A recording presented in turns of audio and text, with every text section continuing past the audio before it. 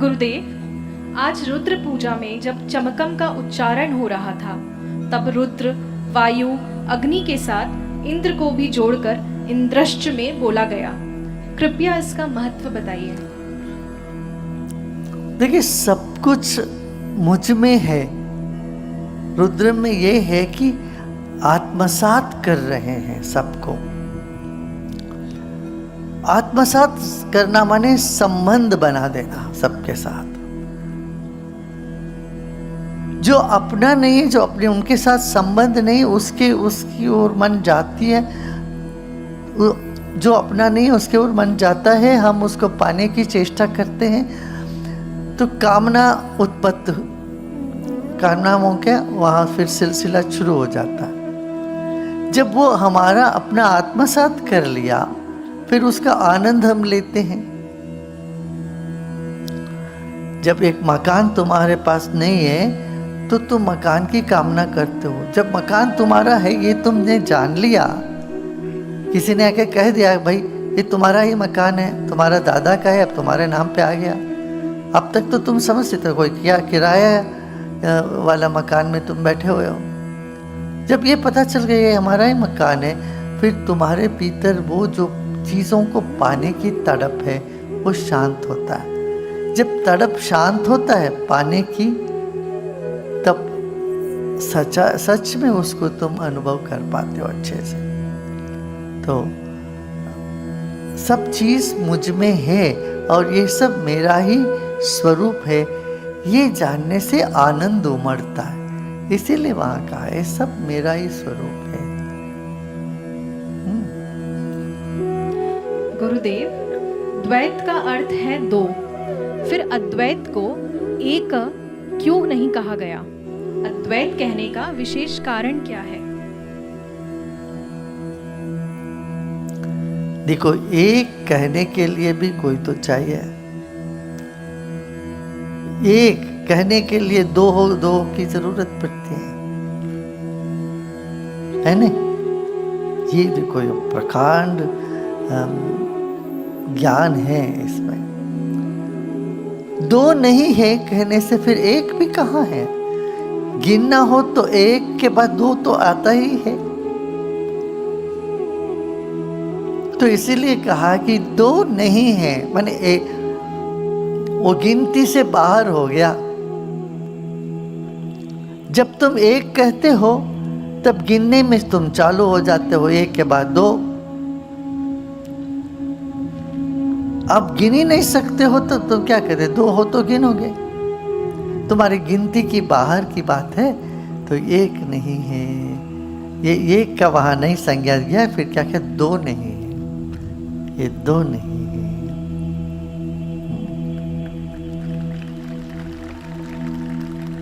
गुरुदेव, इसी से जुड़ा एक और प्रश्न है कि विशिष्ट अद्वैत क्या है?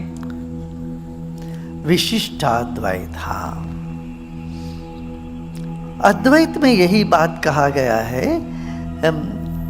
अद्वैत में यही बात कही गई है कि ये सब जो संसार है एक ही है, ब्रह्म ही है। तुम भी भगवान हो, सब कुछ भगवान है, या उसके अलावा कुछ है ही नहीं। ये अद्वैत की बात हुई। अब चलते चलते जब एक ही है, कौन किसकी पूजा करेगा, कौन किससे प्रेम करने वाला है, कोई दूजा तो है ही नहीं। इस तरह से जब बाद में लोग अद्वैत को ढंग से समझ नहीं पा रहे थे, तब विशिष्टाद्वैत प्रकट हुआ। उसके बाद कई शताब्दियों के बाद अद्वैत ज्ञान तो पहले से चला आ रहा था। विशिष्टाद्वैत यही कहता है सही अद्वैत तो सही है, हम भी अद्वैत को ही मानते हैं, मगर विशिष्ट है। क्या विशिष्टता उसमें? विशिष्टता यही है भक्ति। ये प्रकृति, परमात्मा और मैं, ये तीनों अलग अलग है, फिर भी तीनों एक है। तो ये बात विशिष्टाद्वैत में कहा गया है। उसमें यही कहते हैं कि हम समर्पण करो, तुम अद्वैत का अनुभव ऐसा नहीं कर सकते हो। तुम अद्वैत का अनुभव करना हो तो द्वैत से भक्ति जगाओ, तब जाके तुम तल्लीन हो जाओगे, उसमें समा जाओगे, तब अद्वैत होता है।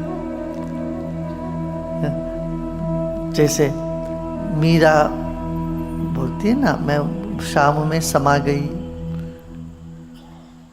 कबीर बोलते हैं कि हाँ, अब तो दो नहीं रह गया, दुल्हा दुल्हन से मिल गए, फीकी पड़ी बारात। सब एक हो गया सब। मगर दुल्हा दुल्हन से मिलने के लिए तो एक द्वैत तो चाहिए। तो द्वैत, अद्वैत, विशिष्टाद्वैत, ये सब अलग अलग स्थिति है और अलग अलग स्थिति में हमें अनुभव में आता है। एक ही हो जाते हैं तो फिर प्रेम का क्या, भक्ति की क्या, शरणागति की कोई वहाँ गुंजाइश होती नहीं है। शरण होना हो उसमें दो होने की जरूरत है। शिक्षा ग्रहण करना हो तो गुरु और शिष्य दो की जरूरत पड़ती है ना। और वही विशिष्टाद्वैत है।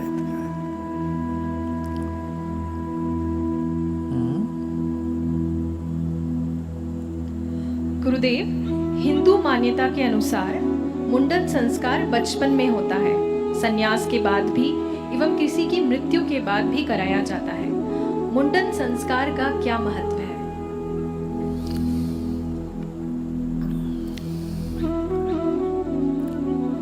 बच्चों को पहली बार मुंडन करते हैं तो फिर बाल अच्छे उगने लगते हैं। फिर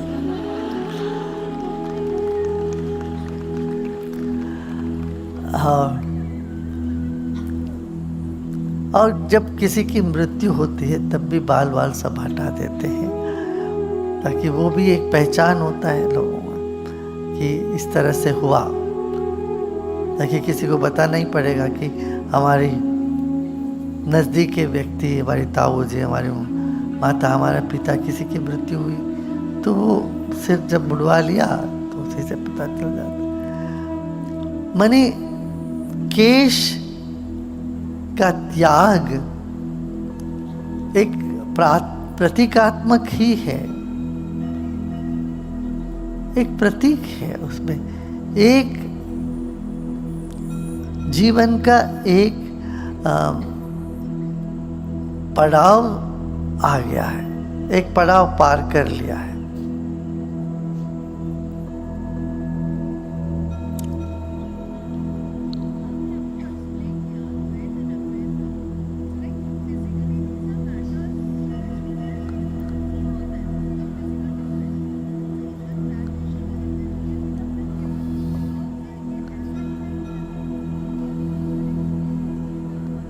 हाँ, your perception, your feeling level and your perception becomes one. Right? So what is you start experience, जो है उसका अनुभव तुम लोग करते हो, नहीं तो मन में बने रहते हैं, काल्पनिक जगत में रहते हैं। काल्पनिक अनुभव अलग होता है और वास्तविक अनुभव अलग होता है। एक प्रत्यक्ष अनुभव है, दूसरा कपोल कल्पित होते हैं, दिमाग में कल्पना कर ली। ध्यान साधना से विकल्प से दूर पड़ोगे, उठ जाएंगे। इसीलिए किसी की मृत्यु वगैरह होती तो मुंडन करते हैं तो एक चैप्टर, एक अध्याय समाप्त हुआ। हाँ?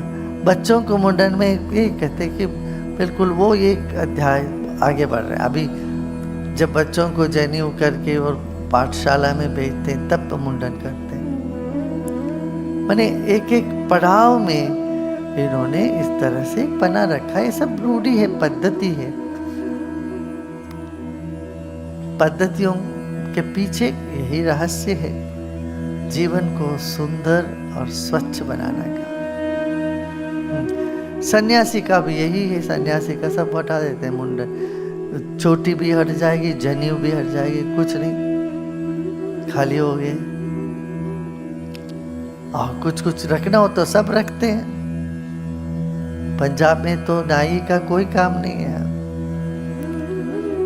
ऐसे जहाँ साधु संत महात्मा होते हैं उनका वहाँ पर भी नाई का कोई काम नहीं, सब केशधारी रहते हैं।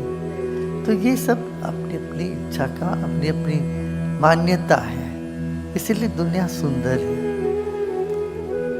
यहाँ वैविध्यता ही इसका सौंदर्य है, सुंदरता है।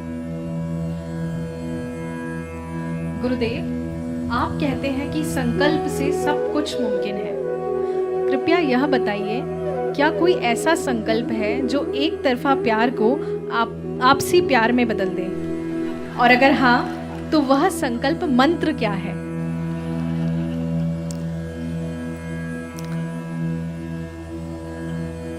भाड़ में जाने दो, छोड़ो।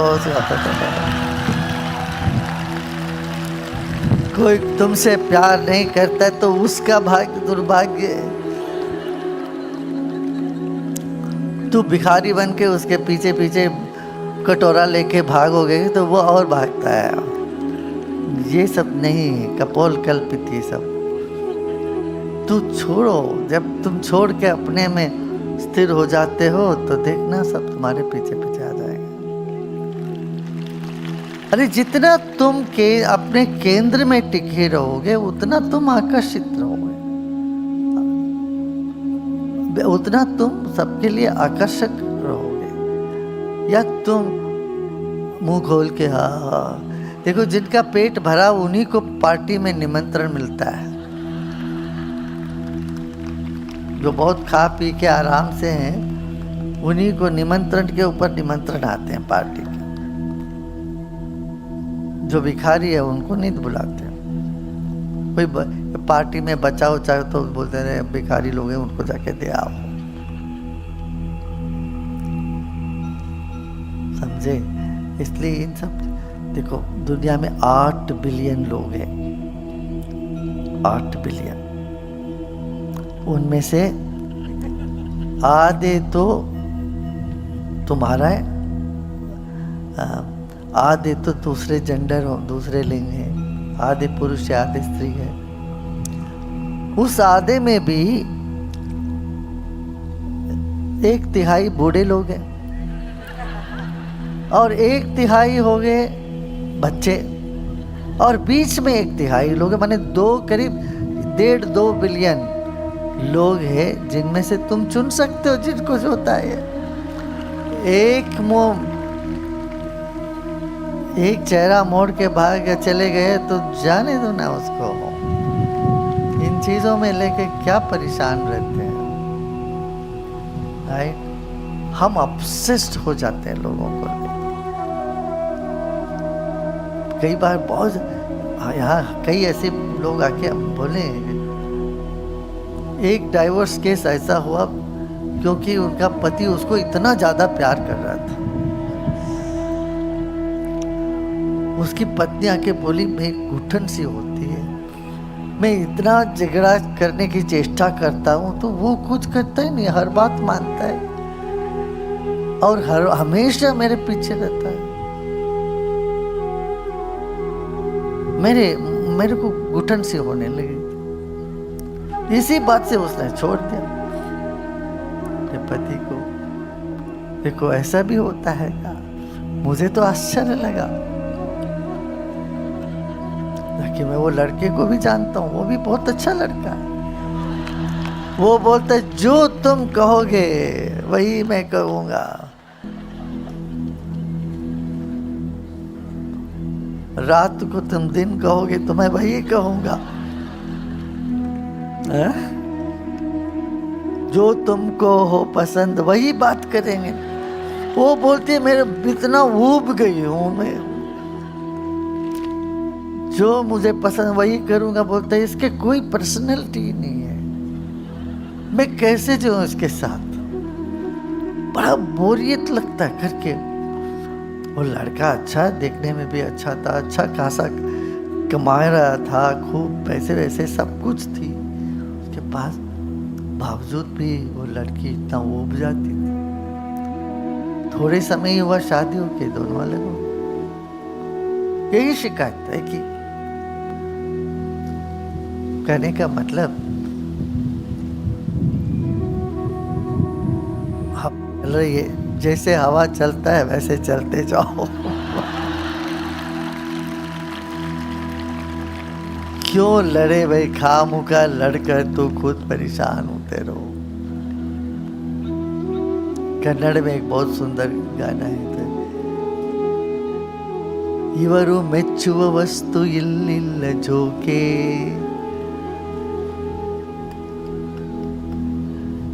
that which these people like, that material is not here. When it is hot they say it is too hot. जब यहाँ गर्मी होती है तो बोलते बहुत भयंकर गर्मी कहते हैं। ठंडी आए तो बाप रे बाप इतना ठंड है।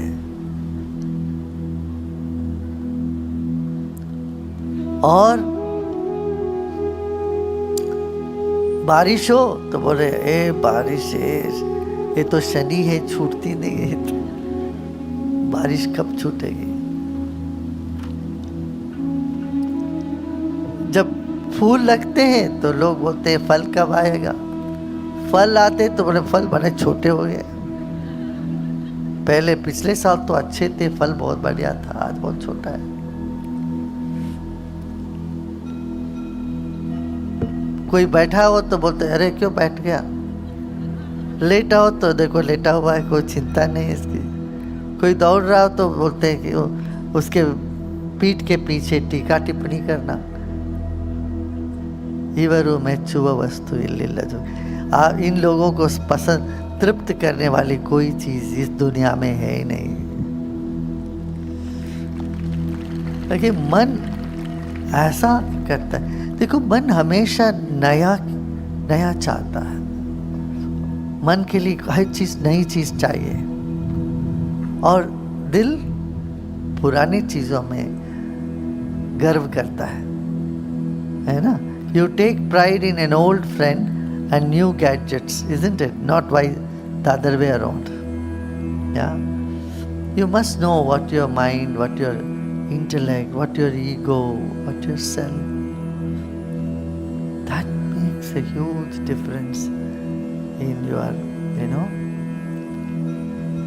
attitude, or in your behavior, in your perception.